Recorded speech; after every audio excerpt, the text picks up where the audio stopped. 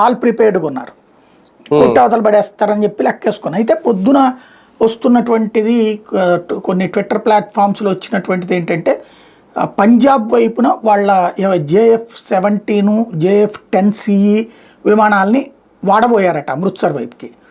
But అక్కడ air defence systems S-400 అక్కడ activate చేసి ఉంచారు. దాని మూలంగా రివర్స్లో అయ్యేటప్పటికి అవి కూలిపోయినాయి అని చెప్తున్నారు అనమాట. ఇది ఇంకా ధృవీకరించలేదు కానీ ఇది చెప్తున్నారు. అంటే పాకిస్తాన్ డైరెక్ట్ అటాక్కి రాలేదు కానీ వద్దామన్న ప్రయత్నం చేస్తే చివరికి అది కూలేటప్పటికి ఏం చేయాలో అర్థం కాక తలబట్టు కూర్చున్నారని చెప్తున్నారు అనమాట.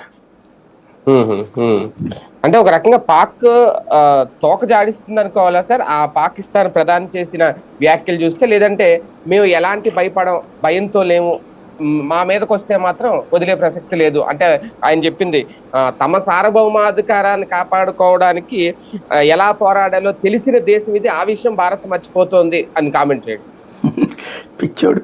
పిచ్చి మాటలు. కాకపోతే వాడి సార్వభౌమాధికారం వాడి దగ్గర ఉండుంటే సైన్యానికి సార్వభౌమాధికారం ఎందుకు ఇచ్చేసినట్టాడు? నెంబర్ 1. రెండోది 5 విమానాలు కూల్చానని కనీసం బూడిద కూడా చూపెట్టలేకపోయాడే. ఇంకా వాడి సార్వభౌమాధికారం గురించి మాట్లాడితే ఎలా ఉంటుంది? పిల్ల చేష్టలు అనమాట.